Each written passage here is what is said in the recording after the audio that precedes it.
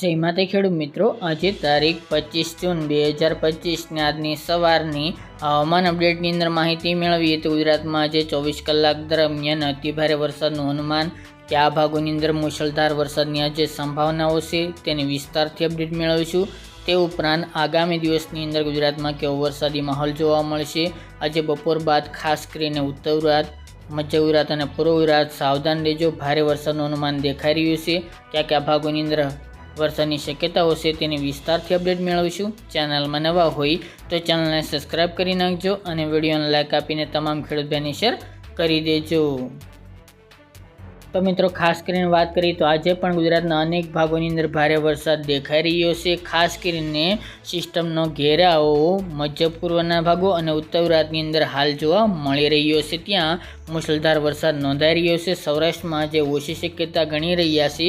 બાકી દક્ષિણ ગુજરાતની અંદર પણ છૂટાછવાયા વિસ્તારની અંદર વરસાદી માહોલ છવાઈ શકે છે. બાકી અતિભારે વરસાદનું અનુમાન ખાસ કરીને બપોર બાદની અપડેટની અંદર વાત કરવામાં આવે તો મિત્રો, જેમની અંદર દેખાઈ રહ્યું છે તે મુજબ બપોર બાદ ખાસ કરીને મુશળધાર વરસાદ વરસી શકે છે. દાહોદ આસપાસ સાવધાન રહેવાની જરૂર છે.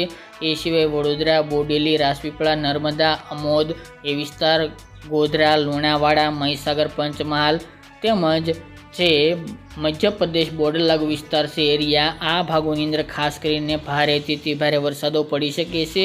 જે તમામ ખેડૂત ભાઈઓ ત્યાં સાવધાન રહેવા વિનંતી. બાકી ઉત્તર પૂર્વ ગુજરાતની વાત કરવામાં આવે તો જેમની અંદર અરવલ્લી, ડુંગરપુર, સાગવારા આસપાસ છે, ખેડબ્રહ્મા, આબુ અંબાજી, પાલનપુર, હિંમતનગર, બાંસવાડા તેમજ કડાણા, માંડલી, લુણાવાડા આ ભાગોની અંદર ખાસ કરીને બપોર બાદથી મુશળધાર વરસાદની સંભાવનાઓ દેખાઈ રહી છે. અપડેટ આગળની જોવા જઈએ તો ખાસ કરીને સંભાવનાઓ વધતી જોવા મળી રહી છે. જે તમે આ અત્યારે જોઈ રહ્યા છો તે મુજબ આ તમામ ભાગોની અંદર વરસાદી માહોલ આગામી દિવસની અંદર જોવા મળશે, એટલે કે આગામી કલાકોની અંદર.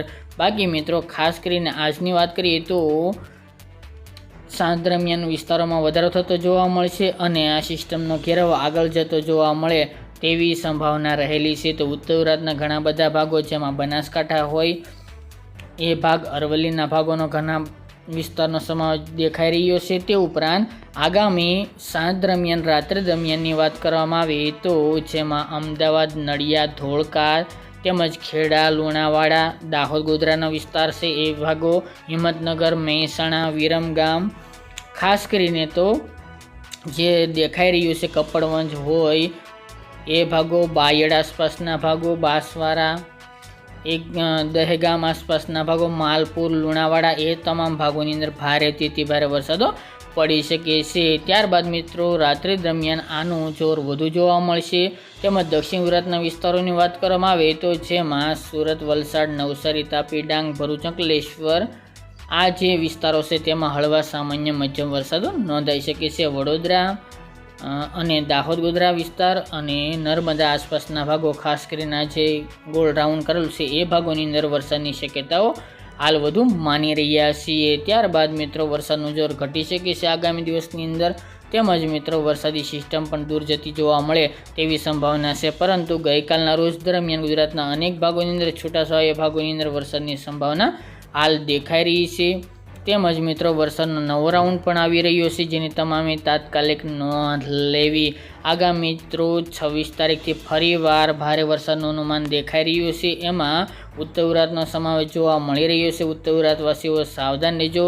1-2 દિવસના એટલે કે ખાસ કરીને 26 આસપાસ વરાપ જોવા મળશે, પરંતુ વાદળછાયું વાતાવરણ અવશ્ય જોવા મળશે. ત્યારબાદ મિત્રો, 27 તારીખથી ફરી ગુજરાતના અનેક ભાગોની અંદર વરસાદી માહોલ છવાવાની સંભાવના હાલ જોવા મળી રહી છે, જેની તમામે ખેડૂત ભાઈ નોંધ લેવી. તે સિવાય મિત્રો, ગુજરાતના અન્ય વિસ્તાર જેમાં સૌરાષ્ટ્રના ભાગો, દક્ષિણ ગુજરાતના ભાગો, મધ્ય પૂર્વના વિસ્તારોમાં જોર વધુ જોવા મળશે. સૌરાષ્ટ્રની અંદર હાલ તો ઓછી શક્યતા રહેલી છે, પરંતુ છૂટાછવાયા વિસ્તારની અંદર વરસાદી માહોલ જોવા મળી શકે છે આગામી દિવસની અંદર.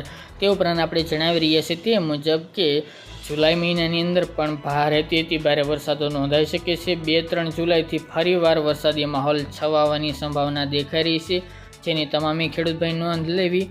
જેમની અંદર મોટાભાગના વિસ્તારોમાં મુશળધાર વરસાદો નોંધાઈ શકે છે. કચ્છના ભાગો, ઉત્તર ગુજરાતના ભાગો, આ તમામ ભાગોની અંદર 2 થી લઈને 10 જુલાઈ વચ્ચે મુશળધાર વરસાદો નોંધાશે. કચ્છના ભાગોની અંદર વરસાદની સંભાવના હાલ જે ઓછી ચાલી રહી છે તે આગામી દિવસની અંદર પૂર્ણ થશે.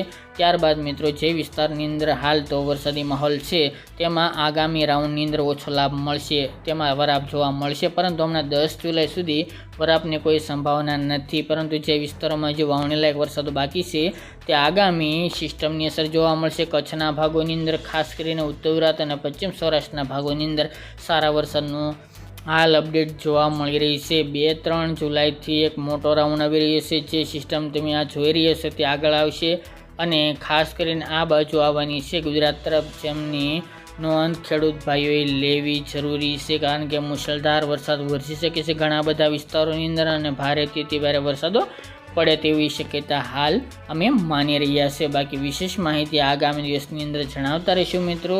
કોઈ પણ ફેરફાર હશે તો બી અપડેટ આપતા રહીશું. તો મિત્રો આ અત્યારની વહેલી સવારની અપડેટ, ફરી એક નવા વિડીયો સાથે મળીશું.